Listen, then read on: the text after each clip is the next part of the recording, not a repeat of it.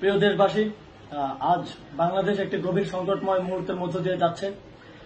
এখন পর্যন্ত আমাদের প্রাপ্ত খবর অনুযায়ী আওয়ামী লীগ, ছাত্রলীগ, যুবলীগের সন্ত্রাসীরা গুলি করে কুপিয়ে প্রায় 30-এর অধিক শিক্ষার ছাত্র জনতাকে হত্যা করেছে এবং দিন শেষ হতে হতে এই সংখ্যাটা কোথায় গিয়ে দাঁড়ায় আমরা জানি না। এরই প্রেক্ষিতে আমরা একটি সিদ্ধান্ত নিয়েছি। আমাদের একটি জরুরি সিদ্ধান্ত মোতাবেক আমাদের যে 6 তারিখের যে লং মার্চ টু ঢাকা কর্মসূচি ছিল সেটিকে আমরা একদিন এগিয়ে নিয়ে এসেছি।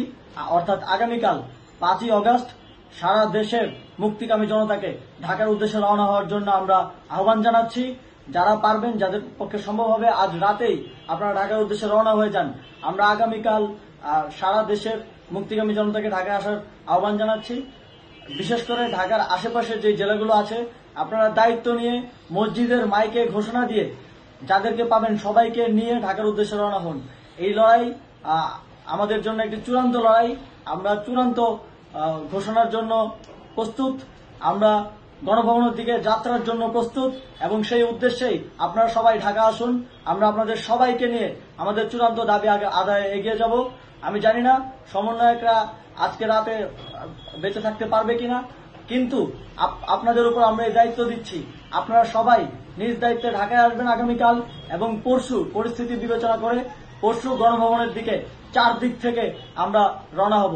আমরা খুব আতঙ্কের সাথে লক্ষ্য করছি যে ছাত্রলীগ, যুবলীগ এবং আওয়ামী লীগের গুন্ডারা পুলিশের অস্ত্র দিয়ে পর্যন্ত সাধারণ জনগণের উপর হামলা করছে।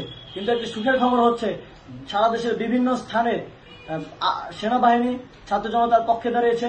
আবার কিছু কিছু জায়গায় যেমন মিরপুর ও মোহাম্মদপুরে সেনাবাহিনী ছাত্র জনতার বিপক্ষে দাঁড়িয়ে গুলি চালাচ্ছে। আমরা সেনাবাহিনীর প্রতি আহ্বান জানাতে চাই, আপনারা এদেশের নাগরিক এবং আপনারা এদেশের নিরাপত্তার দায়িত্বে আছেন, এদেশের জনগণের যানবাহনের নিরাপত্তার দায়িত্বে আছেন। আপনারা দেশের পক্ষে এবং দেশের জনগণের জন্য কাজ করবেন। কোনো খুনি সরকারের জন্য, কোনো খুনি রাজনৈতিক দলের জন্য কাজ করবেন না। এটি এদেশের জনগণ আপনাদের থেকে প্রত্যাশা করে। আমাদের এই আন্দোলনে সম্পূর্ণ সমর্থন দিয়ে নিরপেক্ষ থাকুন, অথবা এই খুনি বাহিনীকে, সরকারের খুনি বাহিনীকে প্রতিহত করুন, তাদেরকে যথাযথ শাস্তির আওতায় নিয়ে আসুন। যেই কারফিউ সরকারের পক্ষ থেকে ঘোষণা করা হয়েছে, আমরা স্পষ্টভাবে বলতে চাই, সেনাবাহিনী এই ধরনের কোন কারফিউ বাস্তবায়নের জন্য মাঠে না নামে। যদি মাঠে নামে তাহলে সেনাবাহিনী স্পষ্টভাবে অফিসিয়ালি জনতার বিরুদ্ধে দাঁড়াবে। আমরা চাই না সরকারের এই ষড়যন্ত্রে সেনাবাহিনী পা দিক। সেনাবাহিনীকে জনতার বিরুদ্ধে দাঁড়ানোর যে ষড়যন্ত্র সরকার রচনা করছে সেটিতে সেনাবাহিনী পা দিবে না, এই বিশ্বাস আমরা রাখতে চাই। আওয়ামী লীগ আজ সারা দেশে তাদের খুনি বাহিনীকে নামিয়ে দিয়েও ছাত্র জনতার প্রতিরোধের মুখে টিকতে পারেনি। রাজপথের পরাজিত শক্তি হিসেবে তারা সেনাবাহিনী সহ অন্যান্য বাহিনীকে আমাদের বিরুদ্ধে কাজে লাগানোর চেষ্টা করছে। এই চেষ্টাকে, এই ষড়যন্ত্রকে ব্যর্থ করতে হবে এবং আগামীকাল সারা দেশে মসজিদে মসজিদে ঘোষণা দিয়ে ঢাকার উদ্দেশ্যে আপনারা রওনা হন। প্রত্যেকটি পরিবার থেকে অন্ততপক্ষে একজনকে ঢাকার উদ্দেশ্যে রওনা করে দিন, এই ইতিহাসের সাক্ষী হতে, একটি নতুন বাংলাদেশের অভ্যুদয় ঘটানোর একজন কর্মী হতে। ধন্যবাদ সকলকে।